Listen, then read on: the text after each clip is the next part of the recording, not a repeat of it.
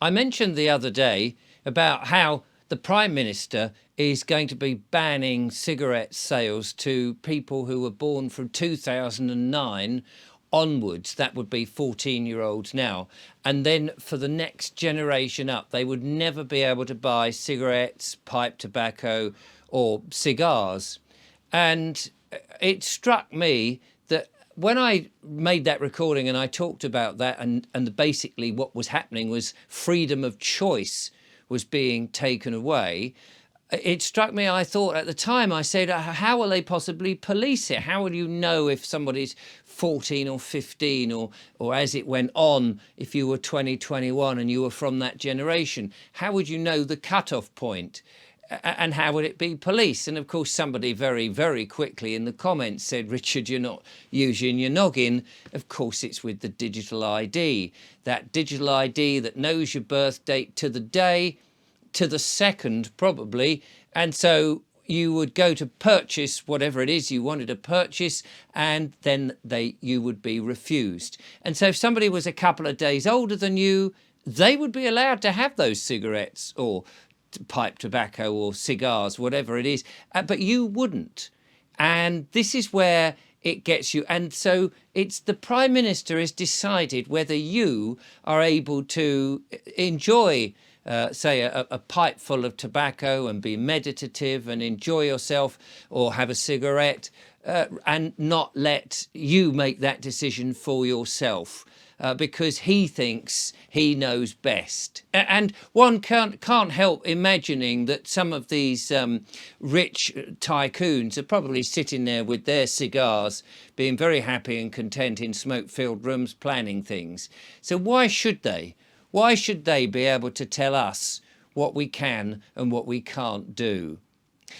Anyway, I just wanted to just put that out there because it struck me as being another unfair thing, that governments in and of themselves should not have anything to do with our free choice. And we must argue for that back and exercise our right for our choice and push back against things like digital IDs, because that to me is a complete overreach of the government.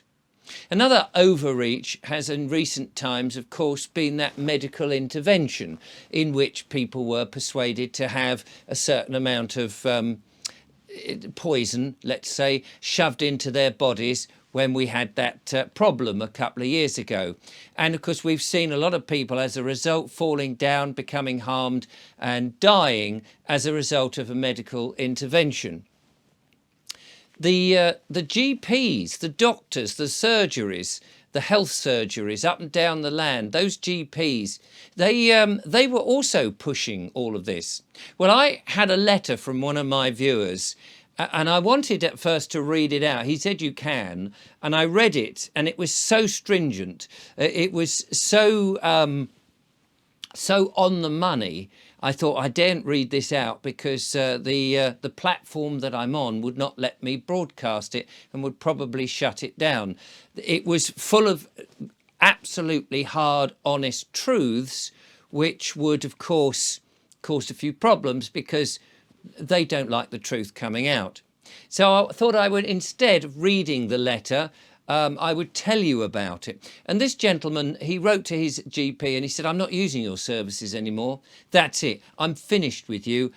You pushed this medical intervention on me and my friends, and since then I've had all sorts of problems. I've known people who've died. You've not shown any remorse. You've not apologized. You've not shown any indication that you did something wrong. In fact, you knew what you were doing, or at least it's your profession to know what you were doing, to push a government experimental drug into the bodies of millions of people. And not only that, you took the money for it. Each one was worth to you more money than it was to them.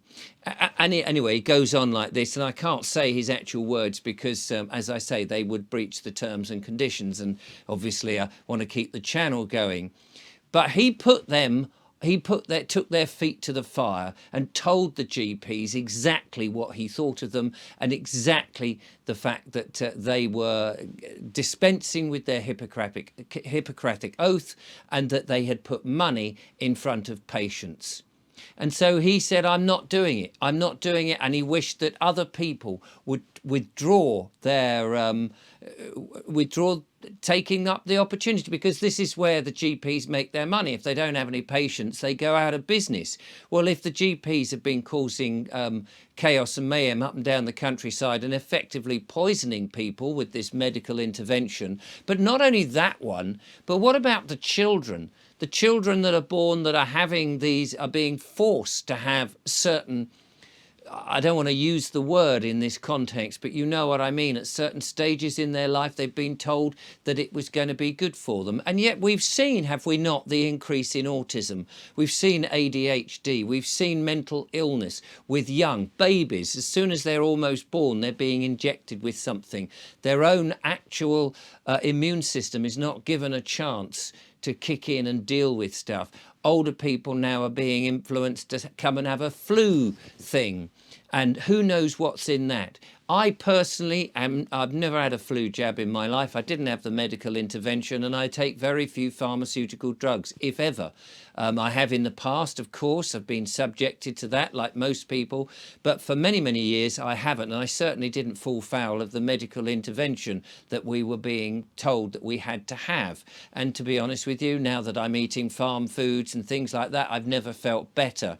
And I would urge people, if you feel that your medical practitioner has pushed something which has actually been bad for you, I would certainly put them on the mettle and ask them for an apology at the very least. Perhaps withdraw your services from them, because if they're continuing to push products that the World Health Organization are saying that we must have, and then being part of the mandatory system that down the line will be saying you've got to have this, or with your digital ID that I referenced at the beginning, you won't be able to buy anything. You won't be able to have a bank account. You won't be able to run a business. You won't be able to buy your meat. You won't be able to buy whatever fuel it is for your conveyance. If we allow these GPs to basically peddle the poison that the WHO and the WEF, who are leaning on our government and making them come up with these ridiculous notions, if we don't withdraw the funding by not basically being a patient, then we are pretty much tantamount to continuing the nonsense that's been going on and allowing this poison to be injected into people. The choice, of course, is yours. You have to make that decision whether you still need to have those pharmaceutical products, or whether there are alternatives out there which may be much more better without a great long list of side effects, including death, which obviously always come with a pharmaceutical product. Natural products, clearly, in my mind, I would suggest is a lot healthier for people, and you don't need to go to a GP. They don't understand it. They don't understand that your diet is the most important thing that you do. When was the last time the GP said, unless you happen to be grossly overweight, that they asked you about the diet and what kind of food? Do they ever suggest to you to get off the highly processed food? Do they ever give you a range of different possibilities rather than the one drug that they're getting a backhander on pushing to you? Are they suggesting things that actually is beneficial for you or is more beneficial for them? That seems to me at the moment how I'm thinking about them. I haven't been to my GP for years, and I have no inclination to go and visit them ever again. They've peddled something that they ought to have known was really dangerous. They should have questioned the science. They should have said, are you sure an experimental drug with this unusual makeup it should be put across all generations, should be given to pregnant women, should be given to people in there with all sorts of different things? One size does not fit all. and GPs, doctors, health practitioners, and anybody associated with it, anybody who pushed that medical intervention, they should be really looking at themselves in the mirror and asking themselves, did they really do the right thing, or were they just taking the money?